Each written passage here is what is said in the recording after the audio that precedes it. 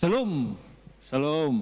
Okey, hari ini kita akan memulakan satu buku yang baru di mana kita akan pergi ke Perjanjian Lama. Kita sudah habis buku Ibrani. Kita kembali ke Perjanjian Lama di mana kita akan mempelajari dari buku Daniel.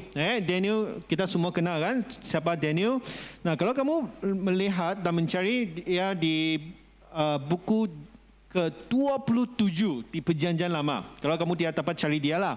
Kerana kita hanya tahu buku Kejadian di Perjanjian Lama. Nah, hari ini kita akan melihat di dalam kehidupan Daniel, di mana buku ini mengandungi 12 fasa, 12 bab. Dan 6 bab yang pertama adalah mengenai cerita Daniel. Dan kemudian yang bahagian yang seterusnya dari bab 7 hingga ke fasa 12 ia lebih fokus kepada message di dalam buku Daniel. Nah, hari ini kenapa kita mau belajar daripada buku Daniel adalah kita tahu bahawa kehidupan Daniel bukan lagi di Israel, di Yerusalem, di mana dia telah dibawa pergi ke negara Babel, negara asing di mana mereka dipaksa untuk hidup di bawah seorang raja pagan, tidak lagi mengikuti kerajaan sendiri, mempunyai agama sendiri di mana mereka dipaksa untuk menerima agama yang baru. Jadi kalau kamu tengok di dalam Daniel, ia lebih kepada tema buku ini lebih kepada mengajar kita tentang Tuhan, yang menguasai segala-galanya. Kalau kamu tahu buku Daniel, ia menceritakan bahawa negara Juda telah dihukum oleh Tuhan bahawa mereka semua dibawa pergi ke negara Babel dan menjadi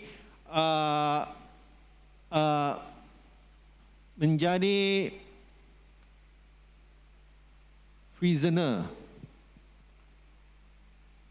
panduan, ataupun hamba-hamba di negara Babel. Jadi apa yang kita boleh belajar pada fasa 1?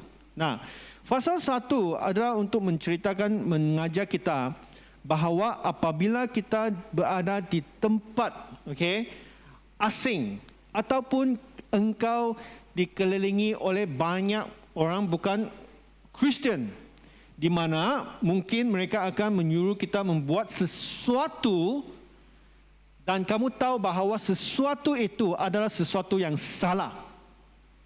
Jadi bagaimana kita menjawab tidak kepada mereka? Kerana kadang-kadang kita akan menghadapi banyak tekanan daripada mereka. Contohnya, hari ini kita masih menyambut Tahun Baru Cina. Kita masih menyambut Tahun Baru Cina. Bila ia berakhir adalah 15 hari selepas Tahun Baru Cina. Maksudnya Minggu Harapan atau dikenali sebagai Cap Gome. Cap Gome, kamu tahu Cap Gome kan? Kamu pernah dengar Cap Gome tak? Pernah kan? Cap Gome adalah hari terakhir untuk kita menyambut Tahun Baru Cina. Jadi dalam 15 hari itu, satu aktiviti yang digemari oleh orang Cina adalah apa? Apa? Bukan tarian singa. Kamu tahu, orang Cina lah, bukan orang Kristian. Orang Cina suka buat perkara ini. Kamu tahu apa tu? Bukan tarian Cina, tarian singa kan hanya untuk kanak-kanak saja. Kalau sampai tahun baru Cina lah, mereka macam ada license untuk buat benda ini. Kamu tahu apa tu kah?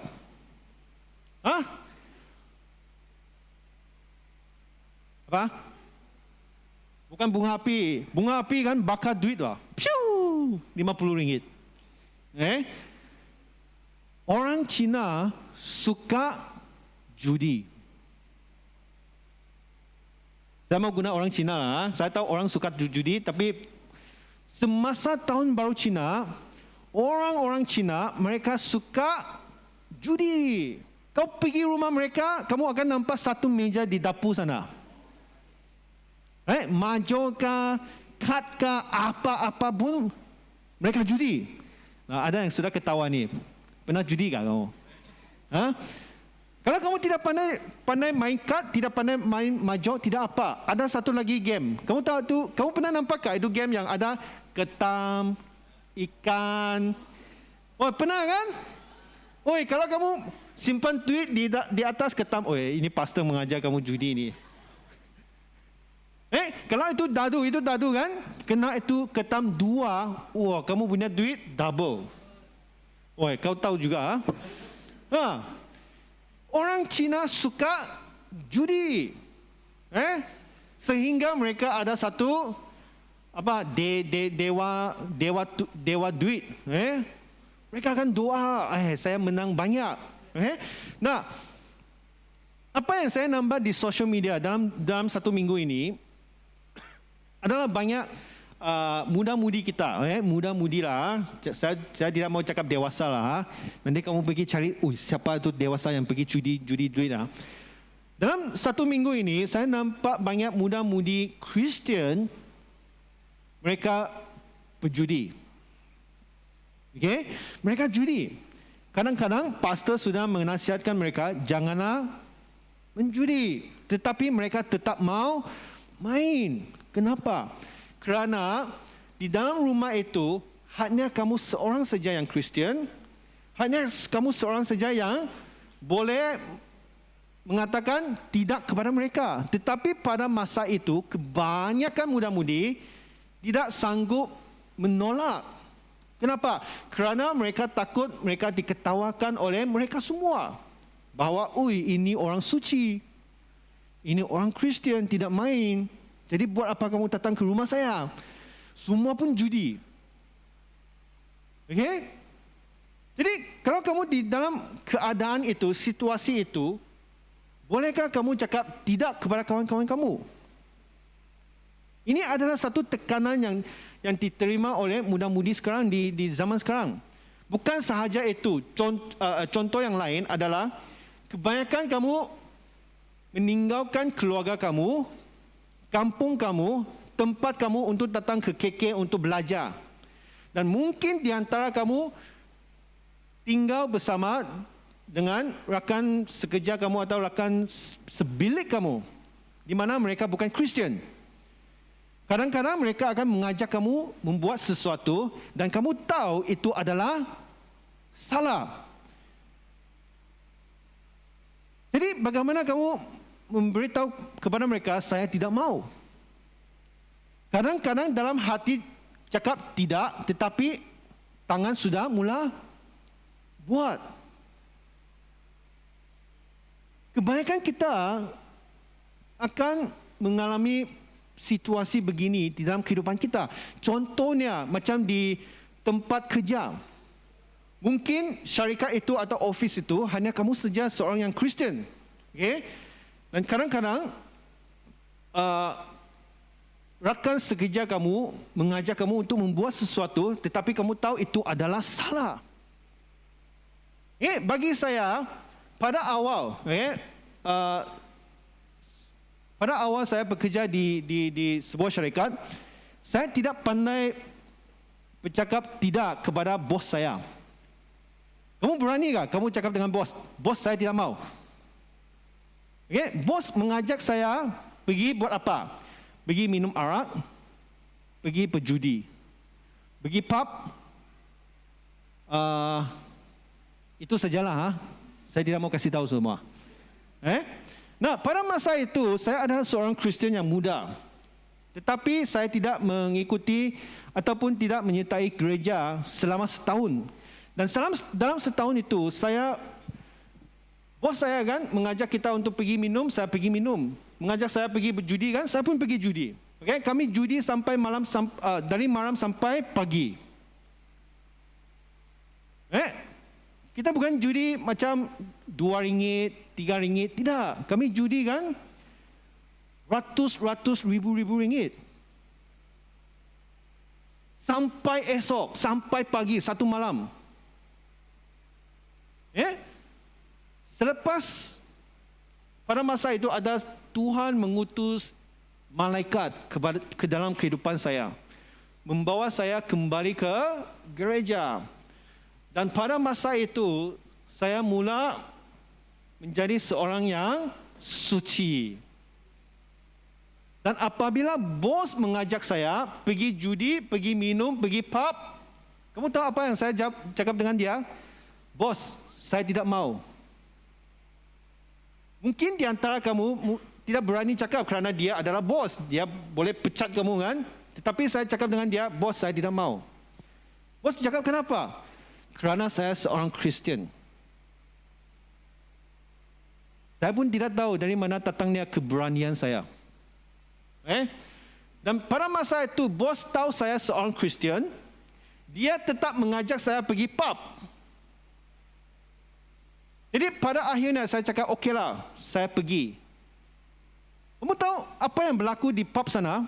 Kamu tahu itu pub kah? Itu pub kan, kalau kamu pernah pergilah, disco saya pun pernah pergi. Itu pub, ada amoy-amoy jual minuman. Semua amoy-amoy itu di bawah umur 18 tahun. Pakaian seksi-seksi. Kenapa? Kerana mereka mau duit. Kerana kalau mereka duduk di sebelah saya, memberi saya minuman, mereka mungkin akan mendapat tips. Oh ya, ini pastor. Ini pastor kah? Saya pastor lah. Ini masa muda saya lah. Nah, selepas bos saya tahu saya seorang Kristian, saya cakap tidak mau pergi. Dia paksa saya pergi ke pub. Sampai di pub, dia tolong saya order. Kamu tahu order apa kah? Semua rakan-rakan sekerja saya, mereka order alkohol, wine sama beer. Sampai giliran saya, bos saya cakap, kasih ini acai orange juice. Kerana dia adalah seorang Kristian. Sejak itu, saya tetap pergi ke rumah dia, tetapi saya tidak lagi berjudi. Saya hanya duduk di sebelah saja, saya minum Chinese tea. Semua minum bir. Saya boleh katakan kepada kamu, ini adalah sesuatu yang tidak senang untuk kita menghadapi tekanan begini. Kerana kadang-kadang kamu akan ditolak ataupun mereka akan mengasingkan kamu. Kerana mereka akan fikir kamu adalah seorang yang alien. Betul atau tidak? Saya masih ingat dalam 2 tahun ini pandemik, ada satu kartun. Kamu tahu itu kartun tak? Among Us. Tahu kan? Kalau kamu bukan Among Us, apa berlaku dengan itu? Kamu bukan kita. Okay? You are not one of us. Jadi untuk menjadi sebahagian daripada itu, kita menjadi macam Among Us kan? Betul atau tidak? Jadi dalam dunia ini, apa yang kita hadapi adalah cabaran dalam iman kita. Sama ada kita akan menjadi saksi kepada orang lain ataupun kita akan bercampur dengan orang lain di dunia ini. Nah, apa yang berlaku kepada Daniel sama rakan-rakan dia sama juga. Mereka dibesarkan di Yuda, Yerusalem, kemudian mereka dibawa ke negara Babel semasa mereka masih muda. Dan di negara Babel, mereka tidak dibenarkan untuk memuji menyembah Tuhan mereka. Dan mereka dipaksa untuk mengubah nama mereka. Dan mereka juga dipaksa untuk mempelajari tradisi-tradisi mereka. Jadi apa yang berlaku adalah negara Babel cuba mencuci minda mereka supaya mereka menjadi sebahagian daripada negara Babel. Supaya mereka melupakan apa yang diajar dari Yerusalem. Jadi hari ini apabila kita datang ke KK ataupun ke KL untuk belajar atau bekerja, kadang-kadang kita juga berhadapan dengan masalah begini. Jadi di buku Daniel, ia juga mengajak kita bagaimana boleh menolong kita untuk berpegang teguh di dalam iman kita. Jadi hari ini saya ingin menggalakkan kita, kuatkan dan teguhkanlah hatimu. Nah, ada 3 perkara yang dilakukan oleh Daniel. Yang pertama adalah dia bersedia. Okay? Bersedia untuk menghadapi cabaran.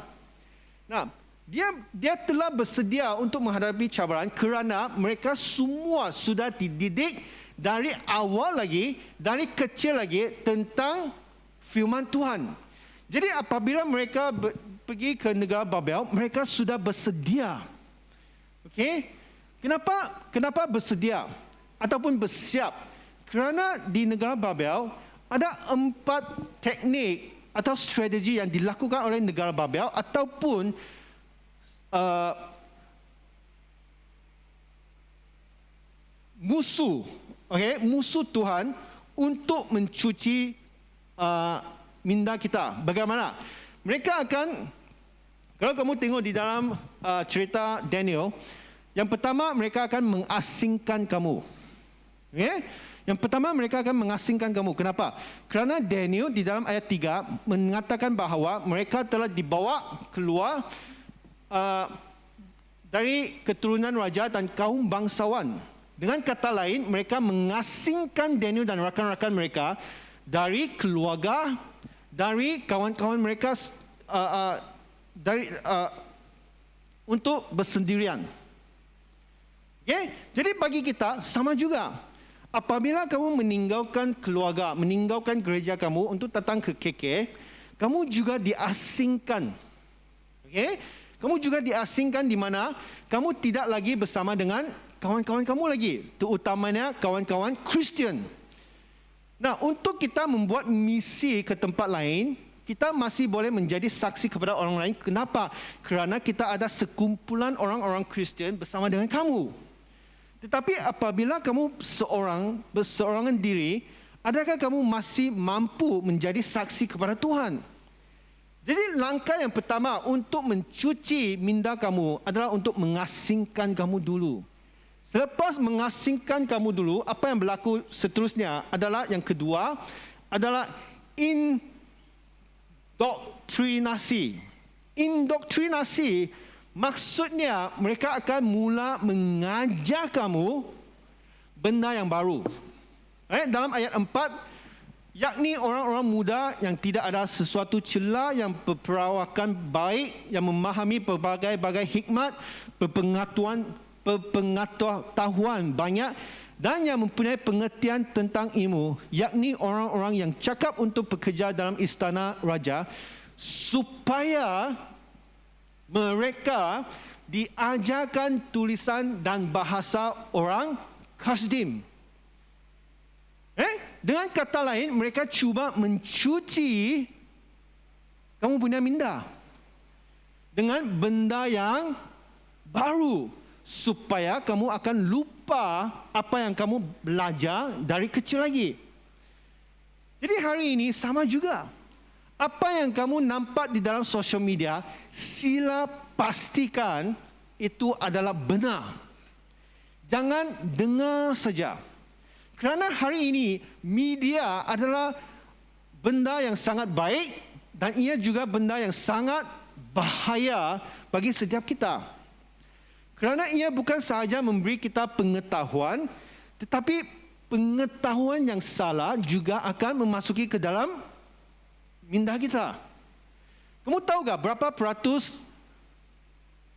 yang berita-berita yang kamu nampak ataupun bahan-bahan yang share di Facebook, kamu tahu berapa peratus adalah palsu? 20%? 50%? Bukan 70, 80% daripada benda yang share di Facebook adalah palsu. Nah, ini nombor bukan saya yang cakap saja. Saya ada baca dari satu statistik yang dilakukan di Amerika Syarikat, di mana mereka mendapati bahawa Facebook mengeluarkan lebih 80% berita palsu ataupun informasi-informasi yang tidak betul. Kalau kamu nampak orang share satu berita di mana ada satu ayam jatuh dari longkang, kemudian lompat pergi tingkat ke-10 di bangunan Wisma Merdeka, itu adalah berita bertahun-tahun sudah. Palsu punya. Saya pernah membaca satu berita di mana ia mengatakan bahawa ada seorang anak membunuh ibu dia, mentetakah dengan parang dan memotong ibu dia dan buang ke dalam sungai. Berita ini saya baca bulan lepas, share di Facebook. Tetapi saya pergi cek, itu adalah berita lebih dari 5 tahun yang dahulu. Hari ini banyak orang share, semua adalah berita-berita yang sama ada palsu ataupun sudah outdated. Jadi di sini mereka akan yang pertama mengasingkan kamu, indoktrinasi kamu, akan mengajar sesuatu ke dalam kamu. Kemudian yang ketiga adalah asimilasi. Apakah maksud asimilasi? Adalah mereka akan mengubah gaya hidup kamu supaya kamu menjadi seperti dia. Bagaimana? Dan raja menetapkan bagi mereka pelabu setiap hari dari santapan raja dan dari anggur yang biasa diminumnya. Mereka harus dididik selama 3 tahun dan sesudah itu mereka harus bekerja pada raja. Kalau kamu tinggal di satu tempat 1 hari, okeylah. Selepas itu kamu akan kembali kepada tabiat kamu, kehidupan kamu. Kalau kamu tinggal di suatu tempat selama 1 bulan, selepas itu kembali ke rumah kamu, kamu akan kembali kepada diri kamu sendiri. Tetapi kalau kamu tinggal di suatu tempat selama 3 tahun, ia akan mengubah gaya hidup kamu. Sama dengan kamu sekarang. 3 hingga 4 tahun kamu akan belajar di UMS, kan? Dan selama 3-4 tahun ini, kamu punya gaya hidup akan berubah. Selepas berubah, apa yang berlaku? Kebanyakan kamu tidak mau balik ke kampung. Kamu lebih rela tinggal di bandar berbanding dengan di kampung. Betul atau tidak? Macam tidak, kan? Jadi kamu tetap akan balik kampung lah, kan? Okeylah, puji Tuhan. Tetapi banyak kawan-kawan saya, kebanyakan mereka selepas mereka habis belajar di KL, mereka tidak mau balik ke Sabah. Kenapa? Kerana Sabah tidak ada shopping mall pada masa itulah. Pada masa itu hanya ada apa? Hanya ada apa? Center Point, Westmart Merdeka, Kalamunsing. 3 saja. Kawan-kawan saya tidak mau balik ke Sabah kerana mereka fikirkan Sabah tidak lagi sesuai dengan kehidupan mereka. Apa yang mereka mau adalah kehidupan di KL. Mereka boleh pergi shopping mall, boleh minum Starbucks, minum UT, apa tea lah. Sekarang minum tea pun mahal. Saya minum Chinese tea. Kamu pernah minum Chinese tea, kan? Refill, kan? Dia ada charge kah? Saya adalah zaman itu. Zaman di mana tambah nasi tidak payah charge, tambah Chinese tea tidak payah charge. RM3 RM3 nasi ayam makan sampai kamu muntah. Saya adalah zaman itu. Sekarang zaman tiada sudah. Chinese tea RM1.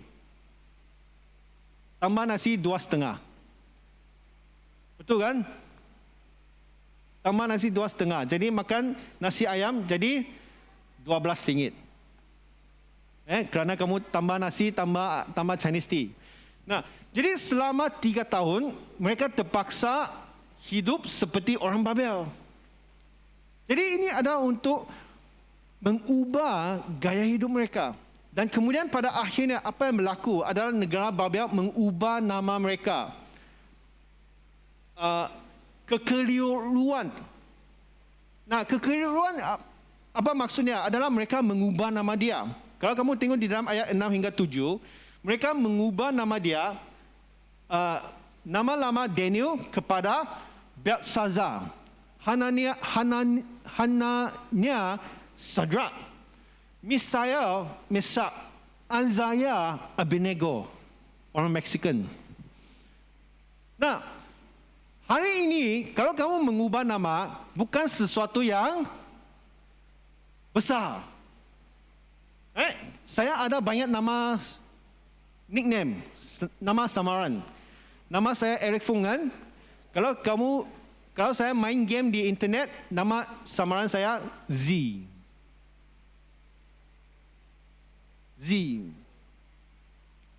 Kalau Kalau saya main Counter Strike, kamu tahu Counter Strike kan?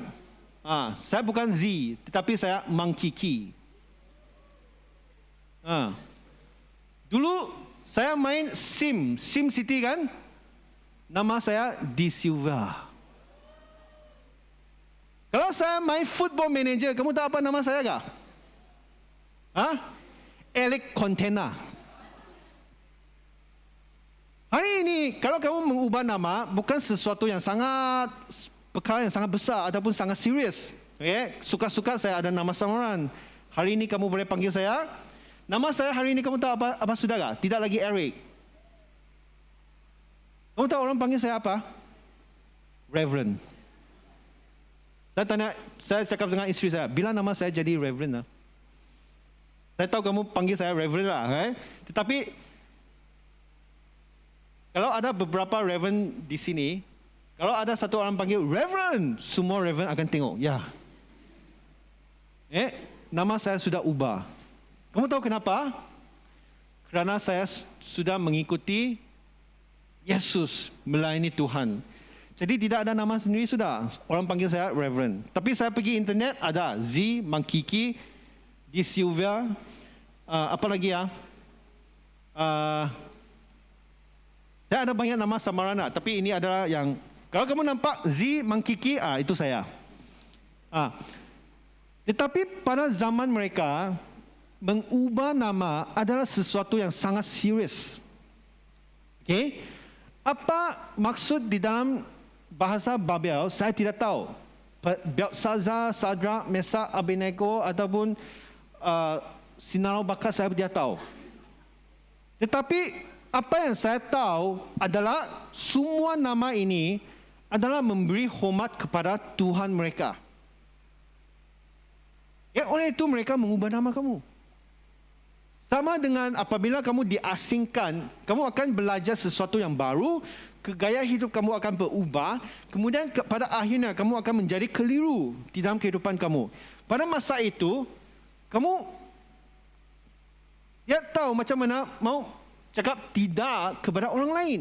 Terutamanya mereka mau menyuruh kita berdosa terhadap Tuhan. Mungkin kamu cakap, semua pun ikut, jadi saya pun buatlah. Jadi kita harus bersiap sedia. Bersedialah setiap masa. Oleh itu, macam Daniel, mereka sudah menentukan pada awal kehidupan dia bahawa mereka tidak akan berkompromi. Mereka tidak akan berkompromi dengan iman mereka.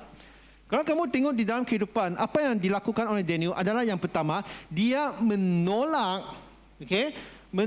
pencubaan untuk menajiskan diri. Apabila kamu tahu itu sesuatu yang salah, sila cakap tidak. Walaupun kamu akan diketawakan oleh orang lain. Bukan sahaja menolak pencubaan untuk menajiskan diri,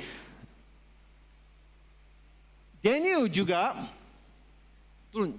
mendapatkan belas kasihan dan sayang dari pihak berkuasa apabila mungkin. It is not wrong to win favor from a non-believer.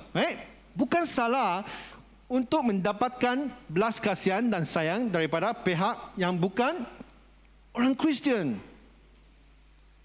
Ingat, kita bukan berlawan dengan dia. Kita mau menjadi saksi kepada dia. Ingat, we are not fighting them. Kita punya musuh bukan mereka. Syaitan. Pencubaan. Kita hanya mau menjadi saksi kepada mereka. Macam Daniel, dia mendapat belas kasihan dan sayang dari pegawai-pegawai negara Babel.